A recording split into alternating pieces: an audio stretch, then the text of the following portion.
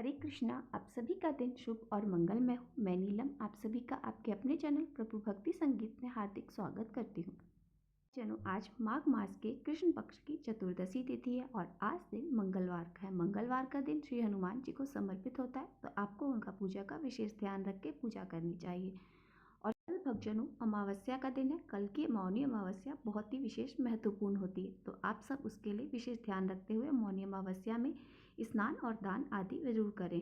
उसके लिए मेरे चैनल पर एक वीडियो पहले ही अपलोड हो चुकी है, आप उसे जाकर संपूर्ण जानकारी वहां से प्राप्त कर सकते हैं ताकि आप सबको इस दिन का संपूर्ण फल प्राप्त हो सके। तो आइए अब हम आगे का महात्म्य का श्रवण करते हैं। आगे की कथा में श्री सूत जी कहते हैं, हे विप्रो, हाटकेश्वर क्षेत्र में सिद्धेश्वर नामक लिंग है। उस लिंग के ऊपर जहाँ पे साक्षात भगवान स्वयं प्रकट है, वे स्मरण और दर्शन करने से सदा सभी प्रकार की सिद्धि देने वाले हैं। जो मनुष्य पवित्र भाव से भक्ति पूर्वक उन सिद्धेश्वर का दर्शन या स्पर्श करता है, वह दुर्लभ मनोरथ को भी शीघ्र प्राप्त कर लेता है। उस क्षेत्र में पहले स्पर्श और दर्शन करने से सैकड़ों पुरुष सिद्धि को प्राप्त हो चुके हैं और कितने ही पुरुष केवल प्रणाम करने से ही सिद्धि के भागी हुए हैं। श्री सूत जी कहते हैं कि पूर्व काल में जब मैं पिता के घर में रहता था, मेरे सामने ही एक दिन वहाँ महातेजस्वी वत्स मुनि पधारे। उस समय उनका दर्शन करके मेरे पिताजी ने भक्ति भाव से उन्हें प्रणाम किया और अर्घ देकर विनय पूर्वक पूछा, हे विप्रभु, आपका स्वागत है। आप कहाँ से आए हैं? मेरे लिए यथोचित सेवा के निमित्त कोई आज्ञा हो तो दीजिए। वत्स जी कहने लगे, सूत, मैं तुम्हारे आश्रम में चातुर्मास व्रत करना चाहता हूँ। अगर तुम मेरी सेवा करो तो मैं यही चौमासा रह सकूँ। ऋषि ने कहा, हे ब्राह्मण, मैं निस्संदेह आपकी आज्ञा का पालन करूंगा। फिर ऐसा कहकर मेरे पिताजी मुझसे बोले कि वत्स, तुम्हें प्रतिदिन इन महर्षि की सेवा करनी चाहिए। तब मैं विनीत भाव से उनकी सेवा में लग गया और उनके सभी कार्य करने लगा। वे रात में मुझे विचित्र विचित्र कथाएं सुनाया करते। एक समय कथा के अंत में मैंने पूछा कि भगवान समुद्र सहित संपूर्ण धरातल को अपने थोड़ी ही अवस्था में कैसे देख लिया। जिन द्वीप, समुद्र और पर्वतों की चर्चा आपने की है, वहां तक तो मनुष्य मन के द्वारा भी कभी किसी प्रकार नहीं जा सकते। हे मुनीश्वर, यह किसी तपस्या का प्रभाव है या फिर मंत्र का पराक्रम है जिससे आपने संपूर्ण भूतल को देख लिया है? वत्स मुनि ने हंसकर कहा, यह तुमने ठीक समझा। हे मेरे मंत्र का ही ऐसा पराक्रम है। मैं प्रतिदिन भगवान शिव के समीप डर मंत्र अर्थात ओम नमः शिवाय मंत्र का 8000 जप करता हूँ।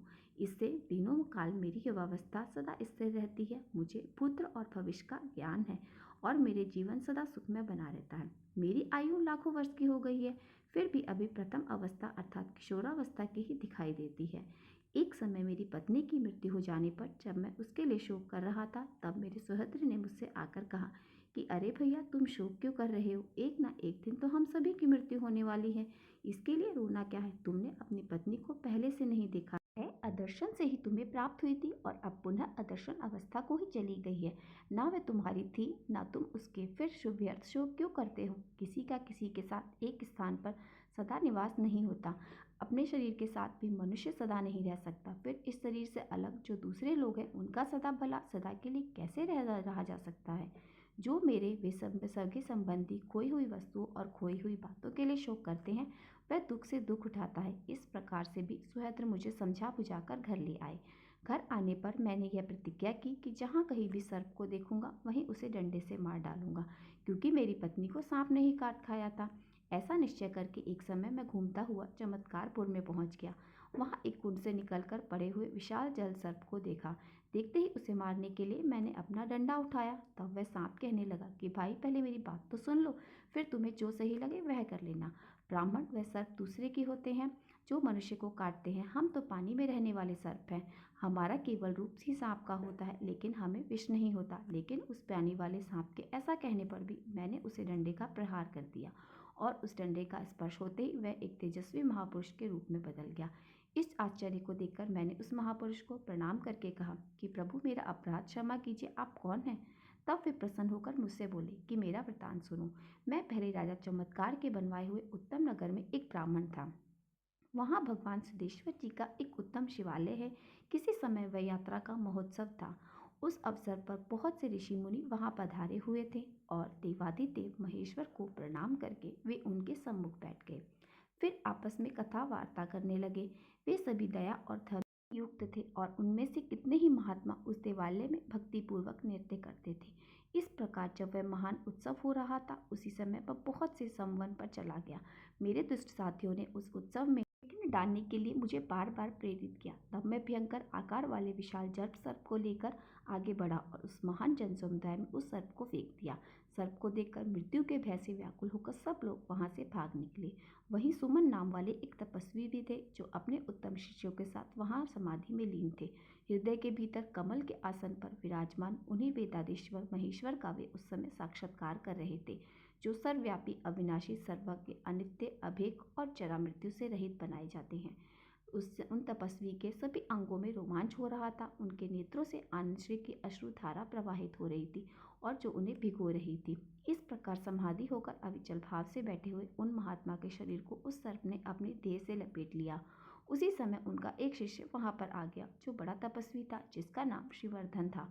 उसने अपने गुरु के शरीर से लिपटे हुए उस सांप को और पास में ही उस पर खड़े हुए देखकर समझ लिया कि इसी ने दुष्टता की है। तब उसने क्रोधित होकर कहा कि अगर मैंने निर्विकल्प चित्त से महादेव जी का ध्यान किया है, तो उस सत्य से यह दुष्ट ब्राह्मण ऐसे ही सांप वाली आकृति का हो जाए। इतना कहते ही मैं उसी क्षण भयंकर सर्प शरीर को प्राप्त हो गया। फिर समाधि से विरत होने पर मुनि ने अपने शरीर पर भयंकर आकार वाले सांप को देखा। फिर सांप की ही आकृति में स्थित मुझ महान को दुखटाते हुए देखा, तो पास खड़ी हुई सभी जनता को तटस्थ और भय से संतत पाया। तब उन्होंने ज्ञान दृष्टि से सब कुछ जान लिया और मेरे प्रति दया भाव से भरकर अपने शिष्य से कहा कि श्रीवर्धन, तुमने यह सब कर्म करके मेरा प्रिय नहीं किया। इस दीनहीन ब्राह्मण को तुमने श्राप दे दिया। वह तपस्वी का धर्म नहीं है, जो मान और अपमान में समान रहे।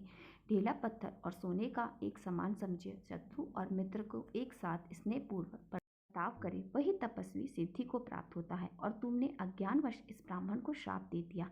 यह तुम्हारा बाल चापल ही तो है। मेरी आज्ञा से इसके प्रति तुम्हें पुनः प्रमाद प्रकट करना चाहिए। यह सुनकर शिष्य श्रीवर्धन ने हाथ जोड़कर गुरु को प्रणाम करके कहा कि मैंने ज्ञान अथवा अज्ञान से, हे गुरुवर, जो बात कहते हैं वह निसंदेह वैसे ही योग्य होगी। बोले, वत्स, मैं जानता हूँ कि तुम्हारी वाणी कभी झूठी नहीं हो सकती। फिर भी मैं ये बार बार कहता हूँ कि तपस्या और धर्म से हीन पुरुषों की जो चाल होती है, वही तपस्वी मुनियों की नहीं होती। उन यतियों के लिए एकमात्र क्षमा ही देने वाली बात बताई गई है। इसलिए तपस्वी जनों को सदा क्षमा का आदर्श सामने रखकर ही बर्ताव करना चाहिए। पापी के प्रति कभी खुद पापी नहीं बनना चाहिए। यही सनातन बुद्धि है। जो पाप आत्मा पाप करते हैं, वह स्वयं ही नष्ट हो जाते हैं। जो पापी के प्रति स्वयं ही पापपूर्ण बर्ताव करते हैं, वह उत्तम ज्ञान से रहित होते हैं, क्योंकि वह तो जले हुए को ही जलाता है और मरे हुए को ही मारता है। जो अपना उपकार करने वाले पुरुषों के प्रति ही साधुपूर्ण बर्ताव करता है, उसकी साधु में क्या विशेषता।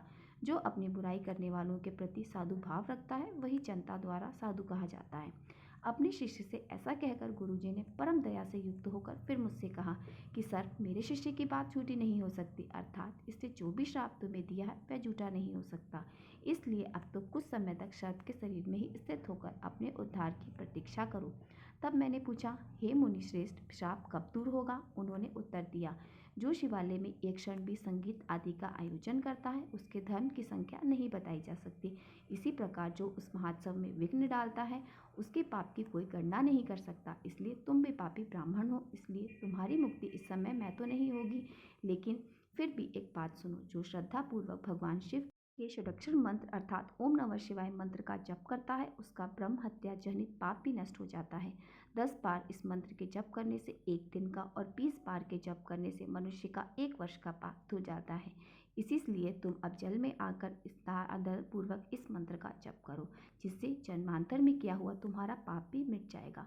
तब वत्स नाम वाले एक ब्राह्मण तुम्हें क्रोध पूर्वक डंडे से मारेंगे, उस समय तुम्हारा उद्धार हो जाएगा। ऐसा कहकर वे मुनि मौन हो गए और फिर मैं इस जलाशय में रहकर उस मंत्र का जप करता रहा। हे ब्राह्मण, आज तुम्हारी कृपा से मुझे सर्प योनि से मुक्ति मिल गई है, इसलिए शीघ्र बताओ मैं तुम्हारा कौन सा कार्य कर सकता हूँ। तब मैंने उस दिव्य रूपधारी सर्प से कहा, भगवान, मुझे कुछ कल्याणकारी उपदेश दे दीजिए, जिससे मुझे अपनी प्रिय पत्नी के विनाश का दुख ना हो तथा निर्धनता, रोग और शत्रु से पराजय का कभी भी कष्ट ना हो। मेरा यह प्रश्न सुनकर उस श्रेष्ठ पुरुष ने कहा, हे द्विष, भगवान शिव का षडस मंत्र मनुष्यों का सभी पाप और अमंगल हर लेने वाला है। हे ब्राह्मण, तुम रात दिन उस मंत्र का यथाशक्ति जप करते रहो। उसके जप से सभी पापों से मुक्त होकर तुम निसंदेह अभिष्ट वस्तु प्राप्त कर लोगे। मैंने भी सदैव बड़े बड़े पाप किए हैं, फिर भी उस मंत्र के महात्म से मुझे परम ऐश्वर्य युक्त लोग प्राप्त हुए हैं। हे विप्र, यह परम गोपनीय मंत्र मैंने तुम्हें बताया है। किसी नास्तिक को इसका उपदेश कभी नहीं करना चाहिए। सभी वेदों में अहिंसा को परम धर्म बताया गया। विशेषतः ब्राह्मण के लिए तो हिंसा सर्वथा त्याज्य है। इसलिए तुम सर्प का वध त्याग दो। जो समस्त चराचर प्राणियों को अभय देता है वह इस लोक परलोक में सदा सभी प्रकार के सुखों से संपन्न हो जाता है। भगवान शंकर के समान कोई देवता नहीं है, गंगा जी के समान कोई दूसरी पवित्र नदी नहीं है, और हिंसा से बढ़कर कोई पाप नहीं है, और दया से बढ़कर कोई धर्म नहीं है। फिर वह हिंसा रूपी धर्म सुनकर मैंने परलोक के भय से दुखी होकर उस ब्राह्मण से पूछा कि भगवान, मैंने बड़े बूढ़ों से एक बात सुनी है कि राजा अगर वन में मृग का वध करे तो उसे दोष नहीं लगता, और चिकित्सा शास्त्र के विद्वान कहते हैं कि मांस खाने वाले लोग विशेष पुष्ट और दीर्घजीवी होते हैं। इसलिए इस विषय में मुझे परमहित का बताइए। आपके मुंह से जो बात निकलेगी उसका मैं संदेह रहित पालन करूंगा। मेरी बात सुनकर पुनः इस प्रकार वे बोले, हे द्विश्रेष्ठ, ऐसी बात ना कहो। यह तो सब मांस लोभी दुष्ट पापा आत्माओं का कहना है। वही ऐसा मानते हैं कि मांसाहारी करने से लंबी आयु होती है और हष्टपुष्ट होते हैं। अहो, संसार में वे निर्दय पाप आत्मा और दुष्ट पुण्य पुरुष अत्यंत शोचनीय है जो सब दोषों की खान रूप मांसाहार का सेवन करते हैं। मांस न तो आयु बढ़ाने का साधन है और न ही आरोग्य है और बल का कारण है। उसे जो गुण काग बताया जाता है वह सब झूठ है। इसका दृष्टांत भी सुनो। मांस भोजी मनुष्य भी रोगी से पीड़ित, दुर्बल और कम आयु वाले देखे जाते हैं, और जो मांस नहीं खाते वो भी पृथ्वी पर निरोगी, दीर्घायु और हष्टपुष्ट अंगों वाले होते हैं। इसलिए मांस को सर्वथा त्याग देना चाहिए। जो जीवन की इच्छा रखने वाले जीवों के मांस खाता है वो घोर नरक में जाता है, और वहाँ उन्हीं प्राणियों द्वारा जिसको उन्हें मारा गया है वह स्वयं भक्षण किया जाता है। मांस की उत्पत्ति घास, लकड़ी, पत्थर से नहीं होती।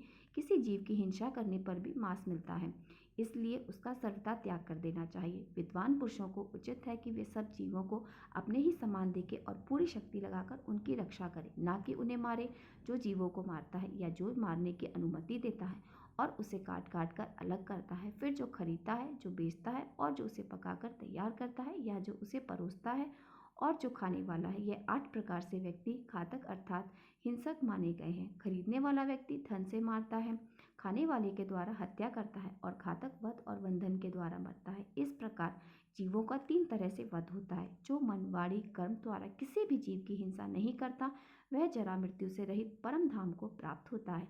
और शाक, मूल और फल का भोजन करने वाला ब्रह्मचर्य परायण पुरुष भी अगर हिंसा कर्म में लीन है तो उसे अपने नियम और व्रत का कोई फल नहीं मिलता। एक मनुष्य 100 से भी अधिक वर्षों तक बड़ी भारी तपस्या कर लेता है और दूसरा दया से प्रेरित होकर केवल अहिंसा व्रत का पालन करता है। तो इन दोनों में से जो दयालु पुरुष है वही श्रेष्ठ है। जो मनुष्य दया धर्म से युक्त है वह जिस जिस वस्तु की कामना करता है दुर्लभ होने पर भी उसे वह अवश्य ही प्राप्त हो जाती है। ऐसा कहकर वे महात्मा पुरुष मेरे देखते ही देखते उत्तम विमान पर आरूढ़ होकर स्वर्गलोक को चले गए। महात्मा षडक्ष मंत्र के महात्मा से मैं गंधर्व लोक में उनका यशोगान और किन्नर स्तुति करते हैं। उन महात्मा के चले जाने पर फिर मैंने भक्ति पूर्वक मंत्र की दीक्षा ग्रहण की और तीनों संध्याओं में अर्थात सुबह, दोपहर, शाम को श्रद्धा युक्त होकर भगवान सिद्धेश्वर के समीप बैठकर मैं प्रतिदिन 10,000 बार इस मंत्र का जप करने लगा। इसी से मेरी युवावस्था स्थिर हो गई। मुझे लोकांतरों का ज्ञान और आकाश गमन की भी शक्ति प्राप्त हो गई। हे द्वापर युग का अंत होने पर मैं सिद्धेश्वर जी का दर्शन करूंगा और सदा शिवलोक को प्राप्त होऊंगा। यह मैंने सत्य बात बतलाई है। हे सूत नंदन, मैंने यह मोक्षदायक रक्षक मंत्र का महात्म तुम्हें सुनाया है। जो मनुष्य उत्तम श्रद्धा से युक्त होकर इसका श्रद्धापूर्वक श्रवण करेगा वह जन्म से लेकर मृत्यु तक के समस्त पापों से मुक्त हो जाएगा। महाभागे सूत जी कहते हैं, महर्षियों, इस प्रकार पहले सदगुरु से के मुख से सुना हुआ यह साक्षात महात्मा मैंने तुमसे कहा है। हरे कृष्णा। आज के अध्याय में बस इतना ही। इसके आगे का वृत्तांत आप सभी अगले अध्याय में जरूर सुनिएगा। और अगर वीडियो पसंद आई हो तो मेरी वीडियो को लाइक अवश्य कीजिए। हरे कृष्णा।